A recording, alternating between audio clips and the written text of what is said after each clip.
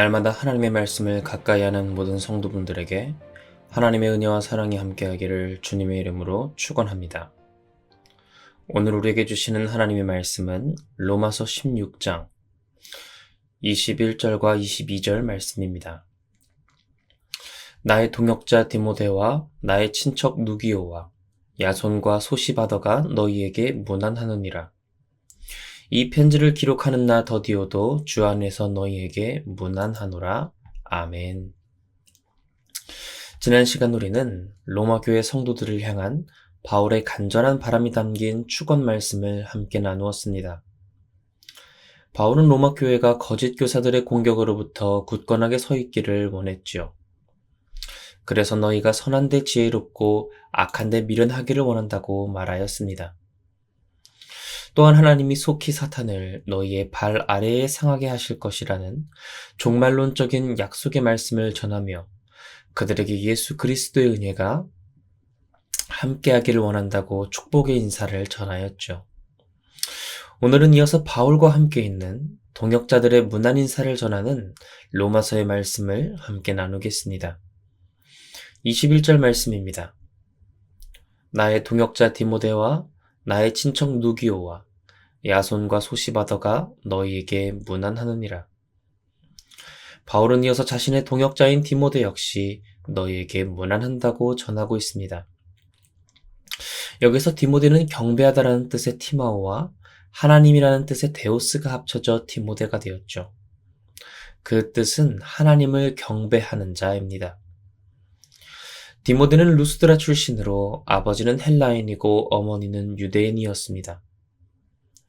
어려서부터 독실한 그리스도인이던 외할머니 로이스와 어머니인 유니기로부터 말씀으로 양육받고 자랐죠. 그 내용이 사도행전 16장에 잘 나와 있는데요. 바울이 더베와 루스드라에도 이름에 거기 디모데라 하는 제자가 있으니 그 어머니는 믿는 유대 여자요 아버지는 헬라인이라. 디모데는 루스드라와 이고니온에 있는 형제들에게 칭찬받는 자니. 이렇게 칭찬을 받았던 디모데는 그 능력으로 에베소 교회의 어린 나이에 초대 감독으로 섬겼습니다. 우리가 잘 아는 디모데 전후서가 바로 에베소 감독을 하며 힘들어하는 후배 목회자를 향한 바울의 개인 서신이었던 것이죠. 이렇게 바울의 입장에서 봤을 때 디모데는 아주 각별한 제자요 영적인 아들이었습니다. 그래서 바울은 디모데전서 1장 2절에서 그를 향하여 영적인 아들이라고 표현하였죠. 믿음 안에서 참 아들 된 디모데에게 편지하노니 하나님 아버지와 그리스도 예수 우리 주께로부터 은혜와 긍휼과 평강이 내게 있을지어다. 이렇게 개인적인 서신을 보낼 때는 영적인 아들이라고 불렀던 바울인데요. 오늘 로마서에서는 디모데를 부를 때 아주 평범한 단어인 동역자라는 단어를 사용합니다. 나의 영적인 아들이며 특별한 디모데가 아니라 나의 동역자인 디모데라고 부르죠. 왜 바울은 여기서 디모데를 특별하게 여기지 않았을까요? 그것은 바울이 공적인 자리에서 다른 사람의 사역을 특별히 치켜세우고 부각시키지 않는 그런 사람이었기 때문에 그렇습니다. 바울은 모든 성도가 주님의 이름으로 행하는 봉사들은 하나님 앞에 모두 동일하다는 것을 알고 있었죠. 교회 안에 하나님을 섬기는 모습은 정말로 다양합니다. 누군가는 찬양대로 섬기고 누군가는 안내위원으로 섬깁니다. 어떤 분은 당회로, 어떤 분은 권사회, 집사회로, 어떤 분은 주방에서 각자의 자리에서 열심히 교회를 섬기고 봉사하죠. 그런데 하나님은 그 모든 사역에 높낮이를 두지 않으시고 동일하게 귀한 일로 보신다는 것입니다. 그래서 바울은 개인적으로 편지를 주고받을 때는 영적인 아들로 불렀지만 공적인 교회 서신인 로마서에서는 평범한 한마디, 나의 동역자 디모데라고 불렀습니다. 그렇게 바울은 디모데와 자신의 친척인 누기오와 야손, 소시바더가 로마 교회에 역시 문안하고 있다고 인사를 전하고 있지요. 다음 22절 말씀입니다. 이 편지를 기록하는 나 더디오도 주 안에서 너희에게 문안하노라. 여기서 로마서를 대필한 사람의 이름이 나오는데요. 그의 이름은 바로 더디오였습니다. 왜 바울은 대피라는 사람이 필요했을까요? 바울이 글을 잘 몰라서 그랬을까요? 아니요. 바울은 당시 학식과 영성을 겸비한 훌륭한 사역자였습니다. 바울은 충분히 편지를 쓸 수 있는 능력이 있었죠.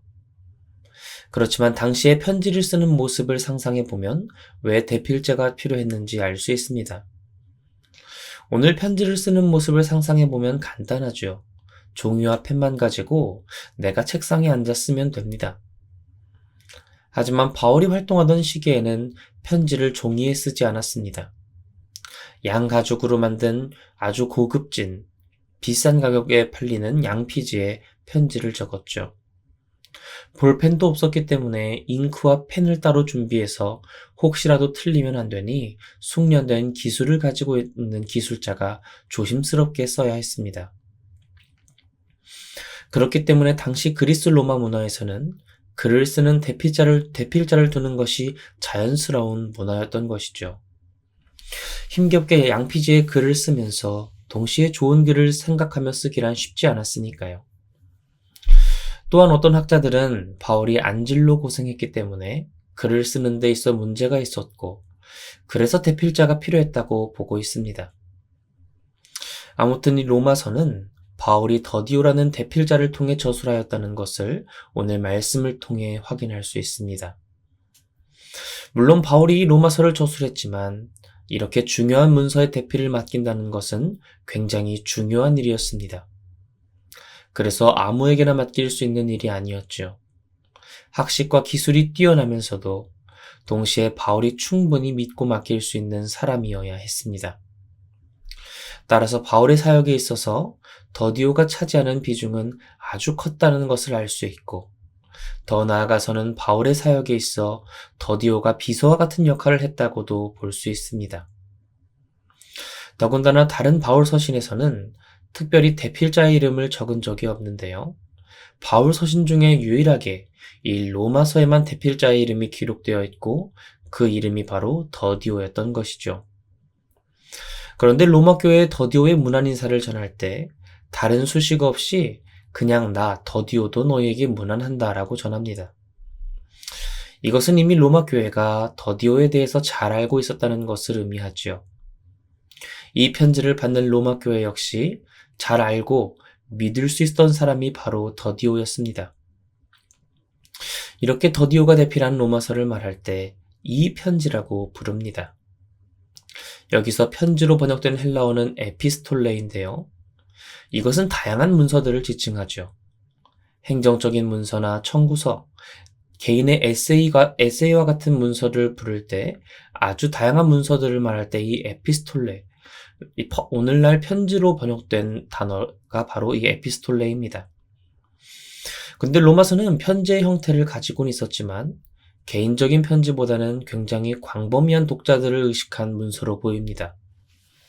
이것은 로마서가 로마 교회에만 개인적으로 보낸 문서이기도 하지만 더 나아가서 아주 넓은 독자들도 고려한 공적인 서신이라는 것을 알 수 있죠.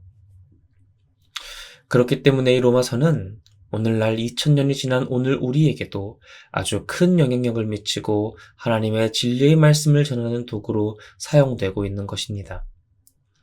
특별히 바울의 서신 중에서도 문학적 체계가 아주 논리정연하게 정리된 이 신학적인 논문으로 불릴 수 있는 책이 바로 로마서이지요. 사랑하는 성도 여러분, 오늘 말씀을 통해서 우리가 확인할 수 있는 것이 무엇입니까? 그것은 바울은 사역할 때 공과 사를 엄격히 구분하는 성숙함이 있었다는 것입니다. 바울은 자신의 영적인 아들과 같은 디모데를 소개할 때 특별히 그를 더 높이 치켜 세우는 다른 수식어들을 붙이지 않았습니다. 그냥 다른 동역자들과 동일한 나의 동역자 디모데였죠. 또한 로마서라는 중요한 문서를 작성함에 있어서도 바울은 자신에게 모든 공을 돌리지 않고 대필자였던 더디오의 이름을 밝히면서 그의 문안 인사도 함께 기록하고 있습니다. 더 나아가 로마서 안에 개인적인 권면의 내용만을 담는 것이 아니라 더 넓은 독자들이 공적으로 이용하고 도움을 얻을 수 있도록 하였죠. 마치 신학적인 논문과 같은 내용을 로마서 안에 담아냈기에 역사적으로 수많은 그리스도인들이 선한 영향력을 받을 수 있었습니다. 중세시대 영적인 암흑기 속에서 교회가 면죄부를 팔며 구원을 얻는다고 전할 때 마틴 루터는 이 바울의 공적인 서신인 로마서를 통해 깨달음을 얻었고 종교개혁을 일으켰습니다. 그 종교개혁을 시작으로 500년의 시간이 지난 지금 오늘 우리 개혁교회가 있는 것이지요. 만약 바울이 자신의 사역에 있어 공과 사를 구분하지 않고 개인적인 부분에만 머물러 있었다면 오늘날 우리 교회의 모습은 어떠했을까요?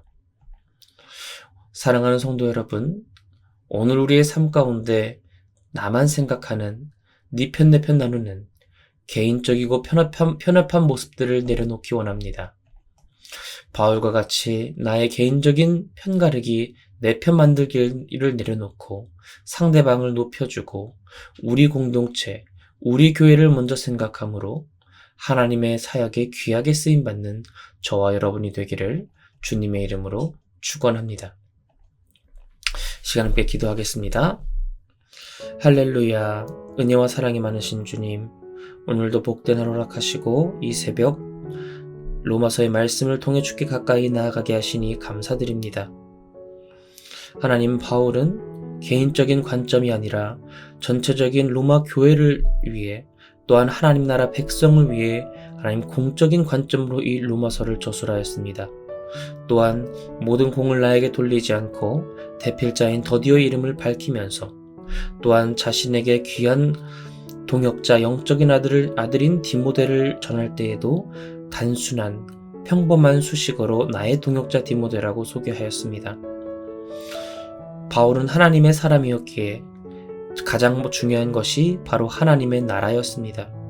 그 모습이 오늘 우리 삶 가운데 있기를 원합니다. 내가 부각되고 내가 드러나는 것이 아니라 내 편 만들기에 열중하는 것이 아니라 하나님 나라의 확장을 위하여 내가 한 걸음 뒤로 물러서고 다른 사람들을 높여줄 수 있는 나의 개인적인 감정이 앞세워 공과 사를 헷갈리지 않을 수 있는 참으로 복된 우리의 삶 될 수 있도록 하나님 붙들고 역사하여 주시옵소서. 날마다 로마서를 통해 더욱 주께 가까이 나아가기를 원합니다. 모든 것 주님께 맡겨드리며 이 모든 것 살아계신 예수 그리스도의 이름으로 기도드립니다. 아멘.